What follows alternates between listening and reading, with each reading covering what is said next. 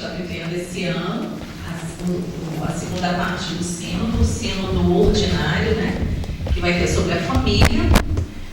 Tivemos o sínodo extraordinário, que foi primeiro um consultar, né, foi um preparar para esse sínodo que vai ter agora em outubro. E um outro contexto é a própria pregação de Francisco com relação à teologia do encontro, né? Precisamos novamente nos encontrarmos como pessoas, como os irmãos. E ele tem batido nisso o tempo todo, né? Então, em tudo, se a gente acompanha o Papa Francisco, ele sempre insere a questão da necessidade do encontro, né, entre nós. Então ele vai falar nessa mensagem que vocês acabaram de ler, 3 aspectos importantes sobre a família e a comunicação. A família é escola de comunicação, a família é trama de comunicação e a família é sujeito da comunicação. E aí, logo no início ele fala, né? O tema da família encontra-se no centro de uma profunda reflexão eclesial, de um processo sinodal que prevê 2 sínodos, um extraordinário, que na época que ele lançou tinha acabado de celebrar, e outro ordinário, convocado para o próximo mês de outubro próximo agora. Nesse contexto, considerei oportuno que o tema do próximo Dia Mundial das Comunicações Sociais tivesse como ponto de referência a família. E aí a frase importante, né? A família é o primeiro lugar onde aprendemos a comunicar. E ele vai falar sobre isso exatamente utilizando a passagem da visita de Maria a Isabel, né? E como dentro do ventre de Maria, Jesus exulta. Dentro do ventre de Isabel, João Batista exulta de alegria por receber, né, a visita do Salvador. E aí ele vai exatamente dizer a necessidade de nos encontrarmos e como a família ela proporciona essa primeira escola de comunicação.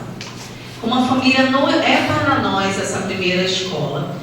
Quer dizer, ali, naquele momento em que Maria visita Isabel a um encontro, e já no seio de Isabel, São João Batista já aprende a beleza do encontro, né?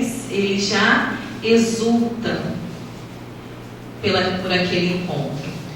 E aí, como a família se torna essa escola de comunicação, Papa Francisco ele vem realmente nos trazer para o centro. Porque muitas vezes a gente pode, e nós que somos da PASCOM, corremos ainda mais esse risco de pensar que a gente aprende comunicação pelas técnicas. Então eu aprendo comunicação na escola, eu aprendo comunicação na faculdade, eu aprendo comunicação na pastoral. Não, Papa Francisco vai me dizer, a escola de comunicação é a família. Nela eu aprendo a comunicação do amor, a comunicação do encontro. Nela eu aprendo a me relacionar com as pessoas, a me expressar e a compreender o outro na sua expressão. Na família eu aprendo a me comunicar com Deus. Ele vai falar que a principal forma, né, a oração. Como nossas famílias estão rezando juntas, será? Nós estamos ensinando nossos filhos a se comunicar com Deus, a se comunicar uns com os outros. Então, são questionamentos profundos que Ele nos dá. Porque se nós não tivermos essa escola de comunicação, a gente pode fazer todas as faculdades de comunicação, mas na realidade não nos comunicaremos como seres humanos. E nem veremos o outro como um sujeito também dessa comunicação. Então, é o Papa que nos tira dos meios tecnológicos e nos traz para o centro. Espera aí, preciso refletir, né? Ontem eu estava estudando e até coloquei no meu Face uma frase do Pierre Levy, que é um filósofo, quando ele estava falando assim, para primeiro dialogar, para eu construir um pensamento com outro, primeiro eu tenho que conhecer os pensamentos referenciais. Eu achei isso muito interessante, né? A gente às vezes não quer, a gente não faz o dever de casa, mas a gente já quer fazer grandes pensamentos, construir grandes coisas, mas a gente não tem a referência. Como é que eu vou discutir com você um assunto se eu não sei a base, né? Se eu não tenho base para isso? E a família é essa que vai nos dar essa base, para dialogar, para construir uma comunicação real. E quando eu lia pela primeira vez essa mensagem do Papa Francisco, me fez muito refletir sobre isso. Porque talvez a gente não consiga, nas nossas comunidades, estabelecer uma comunicação que gere comunhão. Será que não é porque a gente não aprendeu a fazer comunhão? Porque muitas vezes as nossas famílias estão num contexto hoje de uma sociedade tão marcada pelo ativismo, tão marcada pelo relativismo, tão marcada pela falta de diálogo, que nós refletimos isso na nossa ação pastoral. Competimos pastoralmente, né? Não ouvimos o outro, queremos que a nossa opinião seja a certa e a considerada certa e que leve e que domine, né? A gente vive nessa sociedade da dominação, que muitas vezes está refletida dentro da família, né? Sem percebermos. Somos seres do nosso tempo, né? E trazemos isso. Então é o momento de nós pararmos e pensarmos, né? E aí foi interessante que quando o padre Brandão me chamou, ele falou assim: porque você é casada, né? Tem o testemunho de família também. E é bem interessante isso mesmo, né? Porque precisamos construir a partir da nossa família. E na minha família, a partir da minha família, como é o diálogo? Né? A minha família tem sido escola de diálogo. Eu posso reverter isso se não tem sido, né? Eu posso começar, a partir dessa reflexão, a fazer um novo caminho, para que realmente os meus filhos, eles possam aprender na família a dialogar. Tem uma frase aqui que eu grifei aqui na segunda folha de vocês, logo no primeiro bloco de texto, está falando assim,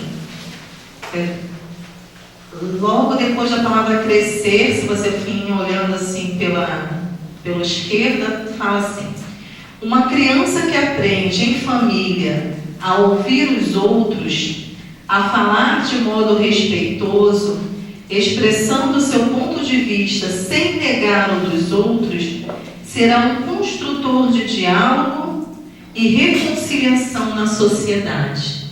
Olha a nossa missão, né? Se nós pararmos para pensar, quem tem caminhado para a PASCOM há mais tempo, já ouviu dizer que a PASCOM, ela é o quê?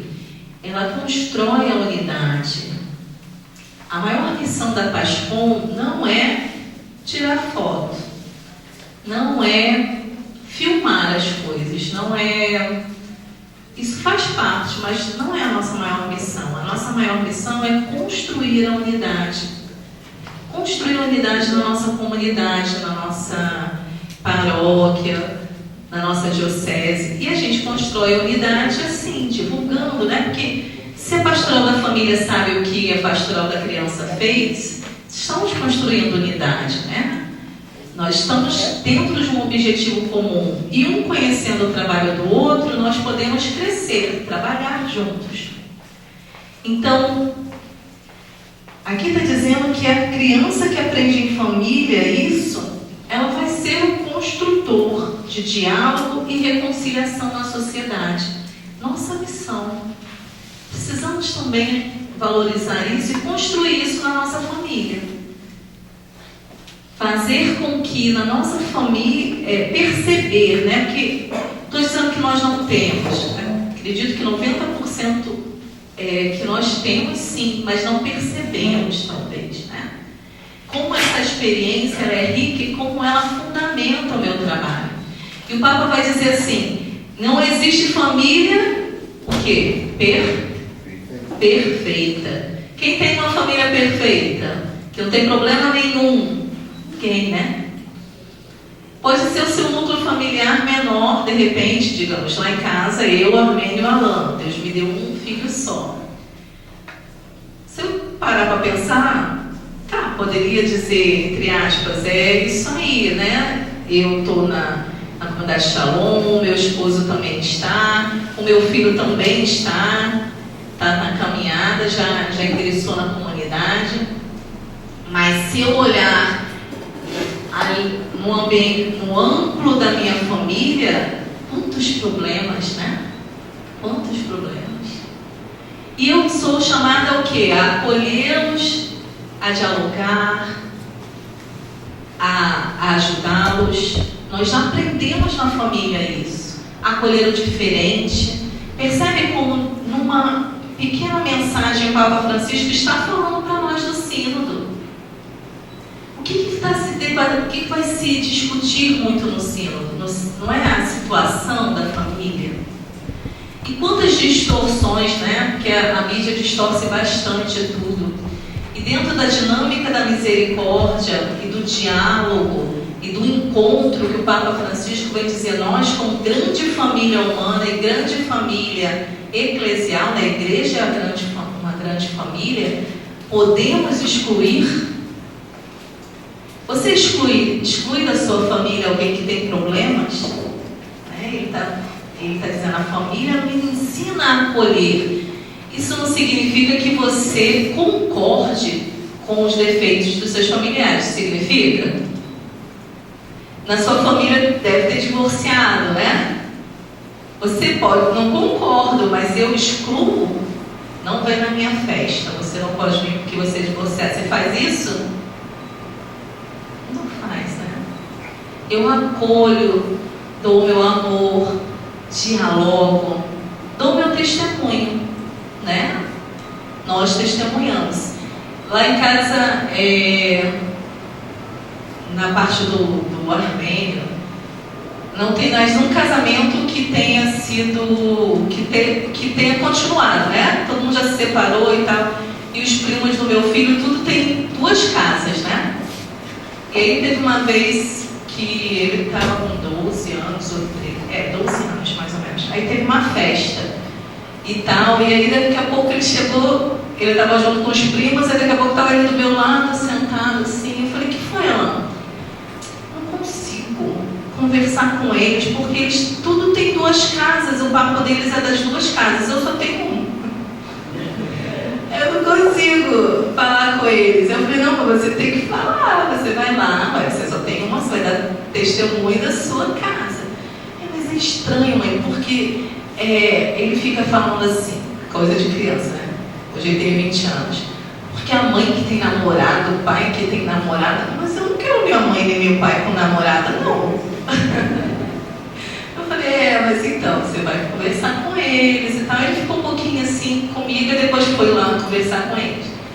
Mas é um testemunho, né? É uma forma de você, como família, estar ali. Seria cômodo se eu falasse assim, não, então vamos para casa, nós não participamos mais, né? Não ficamos, se excluir.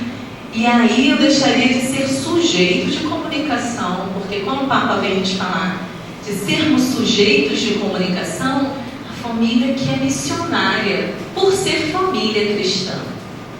Como família cristã que vive, né? Como família cristã somos missionários. Damos testemunho, acolhemos. Né? Um outro exemplo assim, que eu posso dar desse diálogo de ser testemunho, né? Uma vez ele estava com a avó numa festa, e aí eles queriam sair da casa onde eles estavam para ir para o campinho jogar bola, que eram umas ruas depois. Aí ele falou assim, tem que ligar para minha mãe, né? Aí o primo dele, ele contando, a minha sogra na realidade contou, que o primo falou assim, tudo tu liga para tua mãe, tudo tem que ligar para sua mãe para perguntar, a gente só vai ali. Ele, não, mas eu não posso ir ali sem ligar para minha mãe. E aí a minha sogra falou, ué, ele tem mãe, ele tem que perguntar para a mãe dele se ele tem que ir. Aí, não, eu tenho mãe, mas não pergunto não. Ela, pois é, isso está errado. Porque se você tem que perguntar para sua mãe. Aí o Alan falou para ele assim, porque se acontecer alguma coisa com você, sua mãe vai procurar você aonde? Que era o que eu falava para ele, né? Ela precisa saber onde você está para te procurar. Se você sumir, sua mãe vai te procurar onde? Aí a minha sogra disse que o primo ficou olhando assim para ele, achou ele um ET, né? Mas é um testemunho. Porque realmente não é questão de dominação, é uma questão de aonde você está. Se você some, a família, né, vai te procurar onde? Então a família é esse núcleo que nos protege, que nos acolhe, né? Deveria ser pelo menos. E depende de nós também construirmos isso, né? Muitas vezes a gente não, como o Papa falou, não temos a família perfeita, mas a partir de um membro, ela pode começar a mudar, né? A partir do seu testemunho, a família pode mudar. E aí, nessa dinâmica da família, eu aprendo a conviver em sociedade. Nessa dinâmica, eu aprendo a respeitar a opinião do outro. O que a gente consegue perceber hoje? Grandes conflitos entre religiões e dentro da própria religião, né? Porque, vamos ser sinceros, existe dentro da própria, da nossa família católica, cristã. Aí eu estou católico, cristão e monoteísta, existem os conflitos, por quê? Eu não sei ouvir. Eu não aprendi ou esqueci. Nem sempre é porque não é porque eu não aprendi, porque eu esqueci, né? Aquilo que lá na família o meu pai me ensinou, que eu escuto o outro antes de falar, né? Às vezes não é assim que a gente corrige os nossos filhos. Agora eu estou falando, você tem que ouvir. Não é só você que fala, né? Mas às vezes eu esqueci isso. Ou não aprendi mesmo, pode acontecer. Mas Papa Francisco vem nos chamar a atenção de como isso é importante. Como a família é essa escola na qual eu vou aprender e vou exercitar. Aquilo que eu aprendi lá na minha família não é algo desassociado da minha atividade como pastor. Não é. Eu vou aprender a ouvir, vou aprender a respeitar. Eu preciso falar de forma respeitosa também, né? E aí aqui também ele vai dizer que a gente aprende que nós temos pessoas que nos precederam. Está falando aí no texto? Que está dentro da trama, né? A família como trama de comunicação. Por quê? Como trama de comunicação? Porque nela eu tenho os diferentes, pessoas diferentes. Eu e meu irmão somos diferentes, né? Eu e minha irmã, eu tenho muito irmão, porque meu pai e minha mãe se casaram 2 vezes, mas assim, minha mãe ficou viúva e tal, mas a irmã que eu fui criada com ela, né? Que realmente, a única que eu fui criada com ela, somos muito diferentes. Tão diferentes que eu sou católica consagrada na comunidade de Shalom e ela é espírita, são totalmente diferentes, né? Mas dialogamos e vivemos com amor. Às vezes ela está, quando eu vou na casa dela, e ela está lá, dos devaneios dela, da doutrina dela falando alguma coisa, eu olho para a cara dela ali, a católica já me olhou. Aí eu fico rindo assim, porque assim, é uma coisa meio absurda do que você está falando. Mas ela não. A católica já está me olhando, não sei o quê, mas ela me respeita e eu a respeito, né? E dialogamos. Então ela é muito diferente de mim no temperamento também, muito mais agressivo em algumas coisas, mas ela também é muito mais bondosa do que eu, então uma aprende com a outra, né? E construímos e vivemos na mesma família.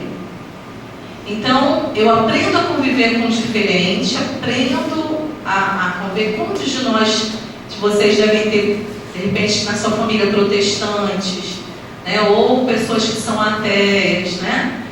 O primo do Armênio que eu digo que é meu primo, que não é meu, é dele, que trabalha no jornal O Dia. Eu sou madrinha de casamento dele, ele é meu padrinho de casamento. Eu sou madrinha do filho dele, então sou afilhada, né? Se a gente for contar assim, afilhada, madrinha e comadre. É ateu. Se diz ateu. Né?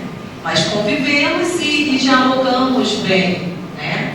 E uma vez ele foi fazer uma matéria sobre São Francisco, eu expliquei tudo direitinho para ele, mas a matéria saiu tudo diferente do que eu expliquei.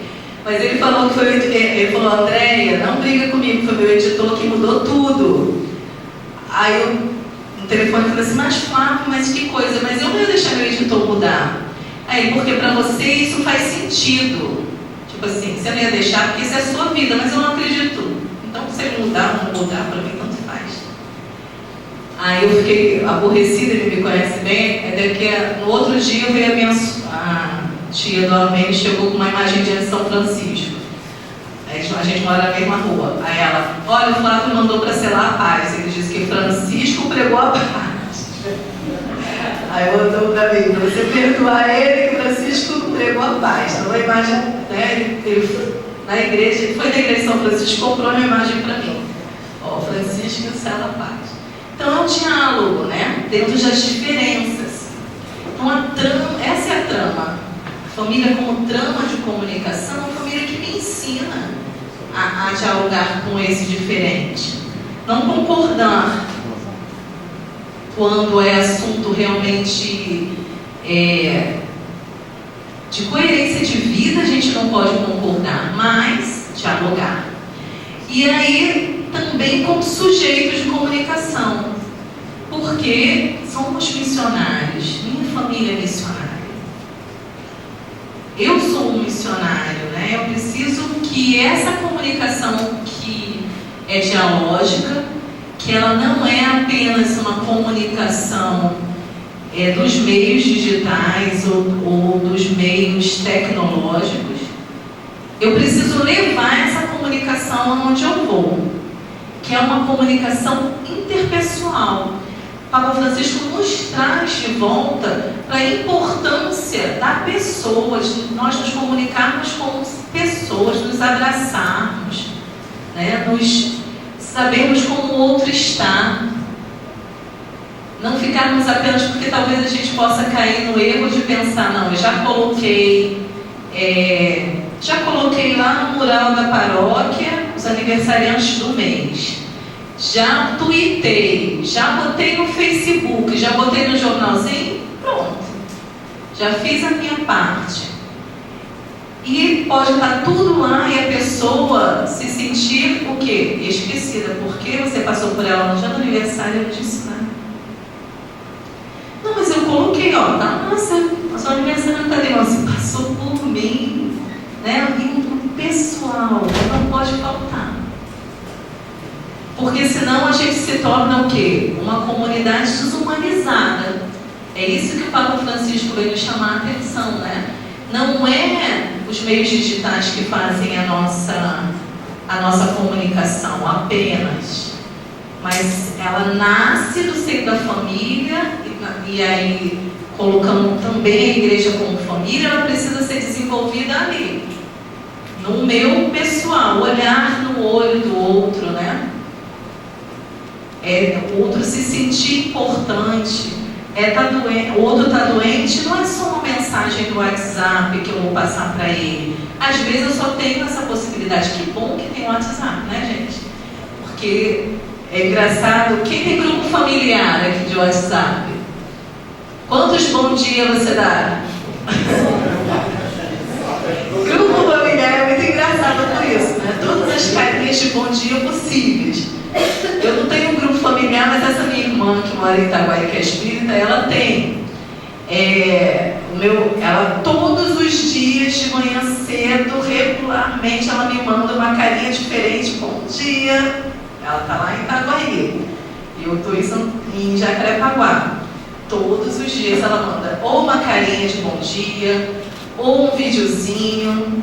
É bom, isso é algo que nos aproximou mais, né? Mas pode ficar só nisso? Não. Né? Não pode. Isso, temos, né? Temos o telefone hoje para nos ajudar, para ligar. Não é, às vezes não dá, às vezes não dá tempo, né?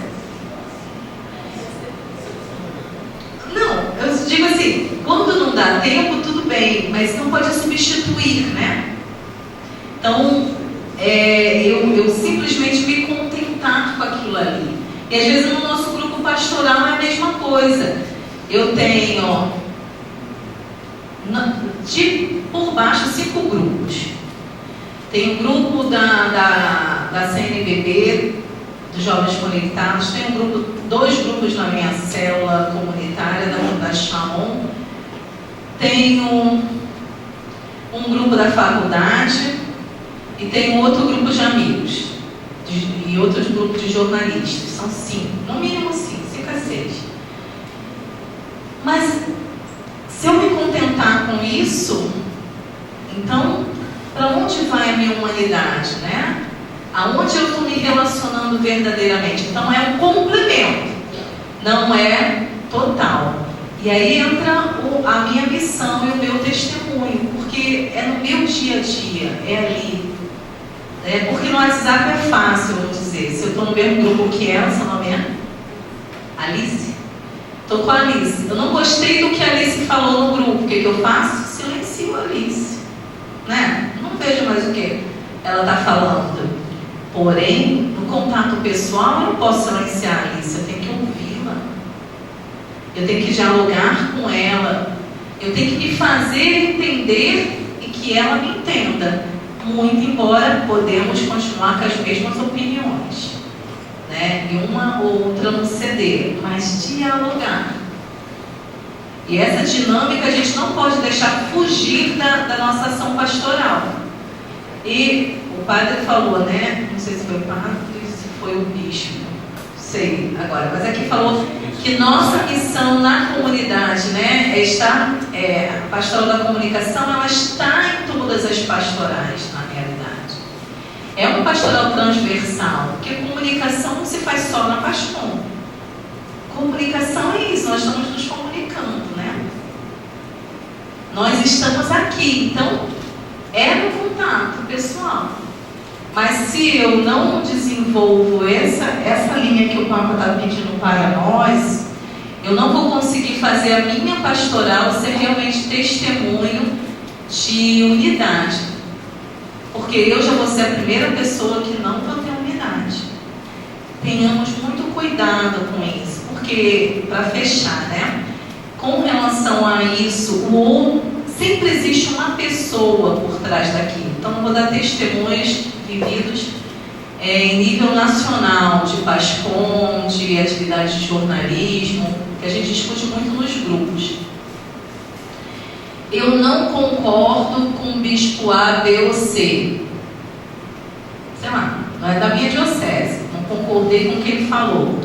Aí eu vou na internet e coloco ou o vídeo do que ele falou, ou alguma coisa que ele falou, e o critico duramente. Eu esqueci que é uma pessoa que eu estou falando. É alguém que está ali, que eu não ouvi, que eu não dialoguei, né? E que eu simplesmente, de uma forma tal, às vezes até se justificando, né, como o arauto da doutrina, o critiquei. Construí o que com isso? Eu fiz a comunicação dialógica de Cristo. Cristo criticou assim. Os fariseus ele criticou, mas ele criticou olho no olho, né? Com certeza, se eles tivessem hoje os recursos da internet, não faria dessa forma. Então, às vezes, na comunidade a gente faz isso sem perceber, né? A gente esquece que por trás daquilo tem uma pessoa, às vezes, uma coisa importante dessa trama do diálogo. Quando eu posto um vídeo criticando outra religião, eu estou semeando a falta de diálogo, né? O ódio religioso, a intolerância, sem perceber. Né? Então, isso aqui é que a gente possa levar e refletir exatamente nas nossas atividades. Não é porque o outro pensa diferente que eu tenho o direito de criticá-lo. Não tenho esse direito, né? Também não significa que eu concorde com ele, mas eu sempre lembrar que existe uma pessoa em que eu sou chamada a me relacionar pessoalmente, e que tudo aquilo que eu realizo na minha pastoral, ela tem sim um peso na vida dos outros, e que eu não posso esquecer disso, né? A partir da minha própria família, comunicando, iniciando a partir da minha família, pensando na grande família humana.